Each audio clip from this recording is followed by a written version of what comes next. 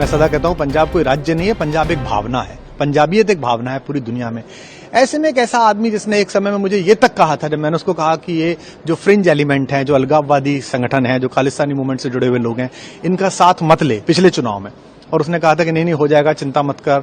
और कैसे chief minister बनेगा तो उसने उसका फार्मूला भी बताया था कि ऐसे ऐसे भगवंत को और फुल्का जी को लड़वा दूंगा और मैं पहुंच जाऊंगा। और आज भी वो उसी पथ पे, मानो मत मानो, और नहीं भी है तो वो पपेट बिठा लेगा, कोई कुछ कर लेगा वो कुछ काम।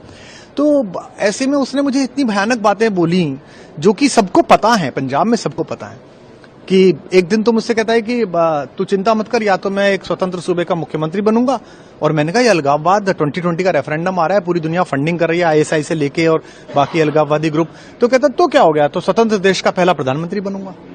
मतलब जिस आदमी के थॉट में इतनी ज्यादा अलगाववाद को लेके वो हो कि किसी भी कीमत पे बस मुझे सरकार मिले। कुमार विश्वास जी ने जब ये कहा तो पहले तो केजरीवाल ने कहा कि मैंने ऐसा कुछ नहीं कहा था। फिर कुमार विश्वास ने कहा कि नहीं, मैं दावे के साथ कह रहा हूं कि ऐसी बात हुई थी। तो मुझे लगता है कि आरोप अगर है तो अरविंद केजरीवाल के सामने ये रास्ता खुला है कि वो मानहानि का दावा कर दें कुमार विश्वास के ऊपर कि आपने झूठ बोला, मैंने तो ऐसा कभी कहा ही नहीं। लेकिन मुझे लगता है अरविंद केजरीवाल अब एक आंदोलन से उपजे हुए नेता के बजाय एक बिल्कुल सही मायनों में राजनीतिक व्यक्ति हो गए हैं, जिनका अब किसी आंदोलन से या किसी भी प्रकार की आइडियोलॉजी से कोई लेना देना नहीं है। और वो देश में तमाम सारी और जो राजनीतिक पार्टियां हैं जो किसी न किसी पार्टी के खिलाफ या साथ में खड़ी हैं, वो भी उनमें से एक हो गए हैं।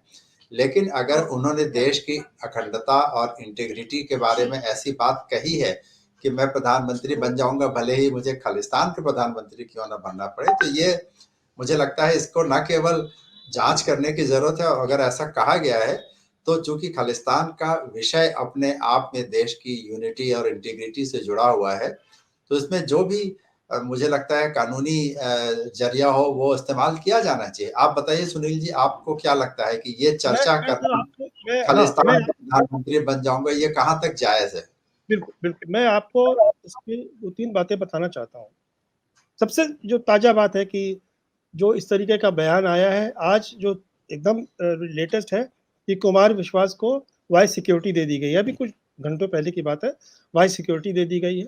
दूसरा बात यह कि जो चीफ मिनिस्टर ऑफ पंजाब है चन्नी जी, उनके चिट्ठी के ऊपर गृह मंत्रालय ने, अमित शाह जी ने स्वयं संज्ञान लेते हुए एक हाई लेवल प्रोब की घोषणा कर दी है। ठीक है, ये तो चलिए बात हो गई। मैं आता हूँ, देखिए क्या है कि मैं चूंकि अन्ना आंदोलन से जुड़ा हुआ हूँ और मैं ये जो कुछ भी घटना, जो कुमार विश्वास जी के पे मैं कंसंट्रेट करके बात करना चाहता हूँ।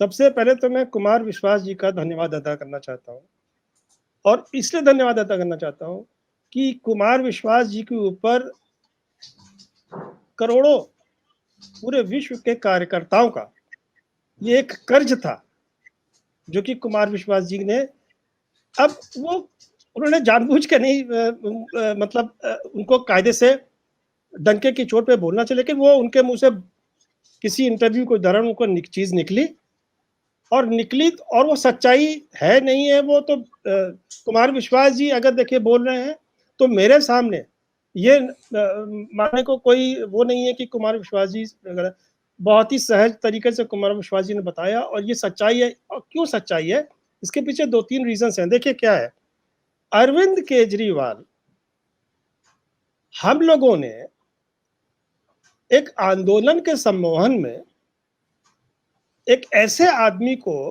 पीछे खड़े होकर उसकी जय जयकार करी, उसको हम लोगों ने उसको एक वो चीज बना दी जो वो आज है। ये हम लोग की गलती है कि हम लोगों ने उसका एक्यूमेन चेक नहीं किया। दूसरी चीज मैं बताऊं कि ये कुमार विश्वास जी के ऊपर सबसे बड़ी जिम्मेदारी इसलिए थी, मैं डंके की चोट पे कह रहा हूं कि जितने भी हम लोग के वहाँ क्या कहते हैं, जितने भी इसके मेंबर्स थे पूरे पूरे आंदोलन में, अन्ना हजारे जी का एक अलग आकर्षण था, लेकिन ये पूरा आंदोलन और इसके पीछे करोड़ों लोगों की भीड़ को खड़ी होने का पूरा पूरा श्रेय कुमार विश्वास जी की वाक्पटुता पे जाता है। कुमार विश्वास जी का मंच से आवाहन और उनकी जो वाणी है, जो उनकी वाणी में जादू है, ये उसी का कमाल था कि जो आंदोलन हम लोग का इतना बड़ा सफल हो पाया। क्योंकि एक चीज और बताऊं आपको, आप आज तक मैं चैलेंज कर रहा हूं कि अरविंद केजरीवाल का कोई सा भी आप एक भाषण निकाल कर दिखा दीजिए जिसमें उनके राजनेता बनने के गुण समझ में आते हो। अरविंद केजरीवाल जी का भाषण इतना सतही भाषण, और हम लोग को ये पता नहीं। देखिए क्या है, हम लोग का जो आंदोलन था सर ना, वो राष्ट्रवाद का आंदोलन था। जितने भी लोग साथ में जुड़े थे वो राष्ट्रवाद पे जुड़े थे, और जितने लोग एक करके छोड़ के गए हैं वो इसलिए छोड़ के गए हैं कि जो राष्ट्रवाद की हम लोग बात करने निकले थे वो तो सब खत्म हो गया ना। उसकी जगह तरह तरह के रंग बिरंगे मेंबर्स आ गए। मतलब हम लोगों ने तो कल्पना नहीं करी थी। वो जो कानून मंत्री कौन था जिसकी जिगरी फर्जी निकली, अभी कल की खबर है कि कोई वहां की जो है इनकी आम आदमी पार्टी की कोई कॉर्पोरेटर है, वो रंगे हाथ रिश्वत लेते हुए गिरफ्तार हुई है। ये तो मैं एक दो इंस्टेंस भरे हुए इंस्टेंसेस सर। 2,500 एक पॉलिटिकल पार्टी थी, एक और पॉलिटिकल पार्टी बना के, और हम लोगों ने क्या उखाड़ लिया। जी बताइए। एक मुझे बात बताइए सुनील जी, जी आप तो इस आंदोलन से इतना शुरू से जुड़े रहे, लखनऊ में, दिल्ली में, पता नहीं कहाँ कहाँ कई शहरों की यात्रा आपने इस आंदोलन के चलते की, अन्ना जी से मिलने आप गए उनके गांव तक। क्या आप लोगों को इस आंदोलन की शुरुआत में जब अरविंद केजरीवाल से मुलाकात हुई, बात हुई होगी, उनको आपने उनके साथ समय बिताया होगा, करीब से जाना होगा, तब आपको ऐसा नहीं लगता था कि ये अंततः किस प्रकार के व्यक्ति निकलेंगे या कैसे हैं ये, क्या क्या व्यक्तित्व है उनका? आपको देखिए, किसी को समझ नहीं आया? हम लोग आंदोलन में मंच के नीचे के कार्यकर्ता थे। एक इनर सर्किल था 20-25 लोगों का, ठीक है। उसके अंदर चीजें हो रही थी, बहुत चीजें। सबसे पहले in the thick of the movement एक शिवेंद्र चौहान जी थे, जिन्होंने आम आदमी, वो उस समय इंडिया अगेंस्ट करप्शन की फेसबुक पेज बनाया था। उन्होंने इतनी इतनी मेहनत करके, इतनी जतन से उन्होंने बनाया था कि वो आंदोलन के समय समय में ही जो है 7-8 लाख फॉलोइंग हो गई थी। बाद में वो 15 लाख तक हो गई थी, ठीक है। वो आदमी ने thick of the movement, that is in August 2011, उनको इसका ट्रेड समझ में आ गया कि यार ये अंदर चल क्या रहा है। अच्छा, जो जितना नजदीक था, जी बिल्कुल, उसने उस समय बगावत कर दी थी। द मैन, वो उन्होंने क्या किया कि तुरंत उनकी ट्रेड समझ करके उसमें से अपने आप को विड्रॉ किया। जितने भी एडमिन बना रखे थे उस पेज के ऊपर उन्होंने सबको विड्रॉ कर लिया, उसने निकाल बाहर किया इन लोगों को। तो हम लोग को उस समय, चूंकि हम लोग बाहर से देख रहे थे, हम लोग आंदोलन के सम्मोहन में थे। हम लोग के सामने एक टावरिंग पर्सनैलिटी थी अन्ना हजारे की, दाग रहित अन्ना हजारे के लिए मैं आज की तारीख में बोल सकता हूं कि हमारी पूरी आज की पूरी ब्रीड में उन जैसा त्यागी नेता, उन जैसा त्यागी, मैं तो नेता नहीं कहूंगा, मतलब वो संत कोई नहीं है सर। उनकी ब्रांड वैल्यू इन लोगों ने खराब कर दी। हम लोग को नहीं समझ में आया, बिल्कुल नहीं समझ में आया। अब देखिए, कुमार विश्वास को भी नहीं समझ में आया। आज कुमार विश्वास जी के बयान में यह भी आया कि हम लोगों से झूठी सच्ची बातें कराई गई। कुमार विश्वास जी कन्फेस किया, अपने इसी बयान में कन्फेस किया, पूरे रिकॉर्डिंग में, कि हम लोगों को भी इस तरीके की बातें करी गई जिसके लिए आज वो क्षमा भी मांग रहे हैं। तो आज क्या है कि आज हम लोग के हाथ से तीर निकल चुका है। अब इस जिंद को वापस बोतल में कैसे डालना है, ये सबसे बड़ी चुनौती हम लोग के सामने है। एक चीज और बताइए, क्या अन्ना हजारे जी को अरविंद केजरीवाल के बारे में ये सच बहुत देर से पता चला या पता ही नहीं चल पाया कभी? सर, अन्ना हजारे देखिए बहुत सीधे सरल आदमी है, और उनको बाद में ये जब चीजें मतलब ये मैं बहुत ज्यादा डिटेल में नहीं जाना चाहता हूँ, लेकिन बात ये है कि उनको बाद में जब पता लगा, आज भी अभी हमारी पिछले महीने अन्ना से मुलाकात में गया था, राले सिद्दीकी, मेरी मुलाकात हुई, आज भी उनके दिल में दर्द दर्द झलकता है कि यार अगर ये आदमी, अगर इस आदमी ने इस तरीके से अलग रास्ता ना बनाया होता तो आज हम लोगों ने जो है एक डेमोक्रेसी में एक हम लोगों ने एक प्रेशर ग्रुप की जो ताकत बनाते तो हम लोग अपने डेमोक्रेटिक सेटअप पे बहुत से करेक्शंस कर पाते। देखिए पॉलिटिकल डिस्पेंसेशन जो है वो करेक्शन करना चाहता है, लेकिन उसके सामने चूंकि कई कंपल्शंस होते हैं जिस वजह से वो नहीं कर पाता, करेक्शंस नहीं ले पाता। लेकिन अगर एक प्रेशर ग्रुप है तो उसको करेक्शन करने में आसानी होती है।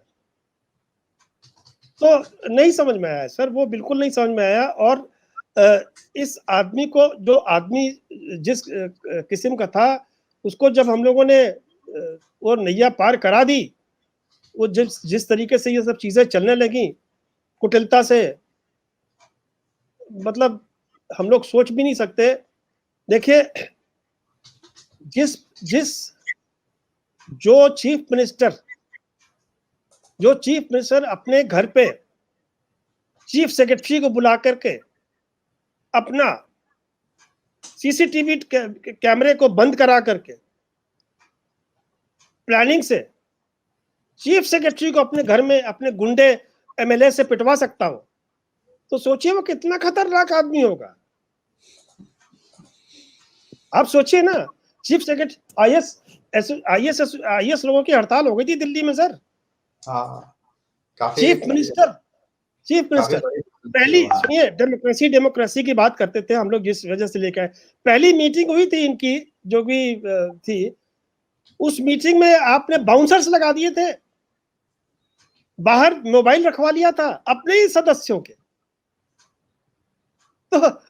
तो आज अगर कुमार विश्वास कह रहे हैं ये अच्छा, एक चीज और आप गौर करिए, 2014 के पहले खालिस्तानियों का इतना दखल नजर आता था हम लोग के सिस्टम में?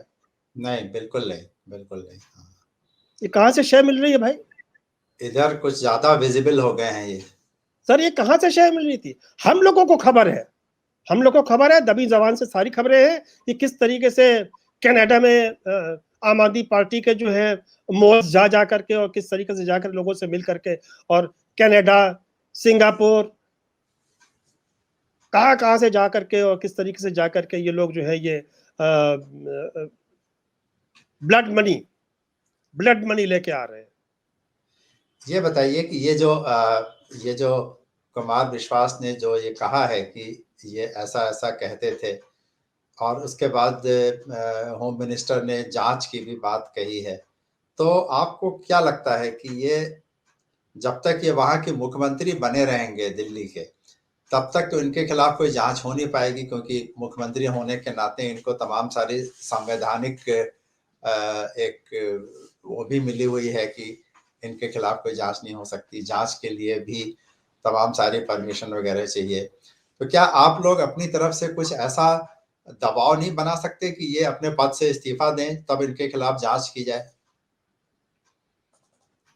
सर देखिए, ऐसा है कि हम लोग तो देखिए पॉलिटिक्स में है नहीं, हमारे लिए सारी पार्टी बराबर है। हम सिर्फ आज बोलने के लिए इसलिए सामने आए हैं कि ये हम लोग की आंदोलन से पार्टी निकली हुई पार्टी है। हम लोग की देशभक्ति, हम लोग की राष्ट्रवाद को इन्होंने यूज किया है, और यूज करने के बाद भी अगर किसी अच्छी दिशा में जाते तो बात थी, ठीक है। लेकिन आप आज की तारीख में उस दिशा में देश को ले जा रहे हैं जहां पे एक अलगाववादियों को पूरी तरीके से शय मिल रही है और आप उसका पैसा इस्तेमाल कर रहे हैं, आप उसको उससे, तो इस वजह से क्या है कि ये हम लोग की जिम्मेदारी बन जाती है कि हम लोग थोड़ा आवाज उठाएं। बाकी जो आप कह रहे हैं कि ये इनको इस्तीफा देना चाहिए, नहीं देना चाहिए, ये पॉलिटिकल पार्टीज जाने, हम लोग का जो कानूनी सिस्टम है वो जाने, ठीक है। अब मुझे ये लगता है कि देखिए, अगर मान लीजिए, एक हाइपोथेटिकल बताता हूँ, मान लीजिए कि कुछ देशद्रोह के पक्के सबूत मिल जाते हैं, भाई सरकार के पास तो एजेंसीज की कमी नहीं है, मान लीजिए देशद्रोह के पक्के सबूत मिल जाते हैं तो सरकार 356 लगा के बर्खास्त भी कर सकती है, नहीं बर्खास्त कर बिल्कुल सकती आप ठीक कह रहे हैं और मुझे लगता है कि इस बात को गंभीरता से लिया जाना चाहिए और ये अगर किसी एक छोटे से ही सही लेकिन एक राज्य के मुख्यमंत्री द्वारा इस तरह की बातें कभी भी कही गई हों और आज वो एक संवैधानिक पद पर बैठे हैं, तो मुझे लगता है इसमें जाँच भी होनी चाहिए और जाँच के बाद जो भी चीज़ सामने आए, उसमें कानूनी तरीके से जो भी कार्रवाई हो वो होनी चाहिए क्योंकि देश की जो एक इंटीग्रिटी है और यूनिटी है, उसके खिलाफ कोई बोले, मुझे लगता है इस बात को मंज़ूर नहीं किया जाना चाहिए किसी सर, ये तरीके बहुत से। गंभीर बात है, बहुत गंभीर बात है। एक बात और अच्छी कही है, तुम्हारे विश्वास ने चुनौती दी है, तुम्हारा विश्वास कह रहे हैं, अरे भाई अगर तुमने नहीं कही है तो तुम यही कह दो ना कि मैं खालिस्तान का विरोध करता हूँ, मुंह से बोल दो अपने। हाँ, वो भी नहीं कहा उन्होंने। गोल गोल गोल ठीक गोल कह रहे बातें हैं, कर रहे हैं। ठीक कह रहे हैं। तो चलिए सुनील जी, ये चर्चा हम लोग की इस बात को लेकर हुई, ये बहुत अच्छी बात है और ये बहुत ही सामयिक और गंभीर बात है और इसको मैं उम्मीद करता हूँ आप इसको और आगे बढ़ाएँगे इस चर्चा को और इस पे अपने आंदोलन के साथ जुड़े हुए और भी लोगों की राय आप लीजिए, तो हम लोग उस पे भी बात करेंगे बिल्कुल, कभी। बिल्कुल, मेरा मेरा बिल्कुल इसमें एक दफ़ा फिर से मैं कुमार विश्वास का मैं धन्यवाद अदा करूँगा कि कुमार विश्वास ने ना जाने सही, जानबूझ के ना सही, उन्होंने तो निकाल के बता दिया, देश को बता दिया, समाज को बता दिया। ये एक बहुत अच्छे संकेत हैं और मैं उम्मीद करता हूँ कि आने वाले कल में ये जो जिन बोतल से हम लोगों ने निकाला है, इसको हम लोग वापस डाल देंगे। धन्यवाद, थैंक यू, धन्यवाद। Thank you. नमस्कार, नमस्कार।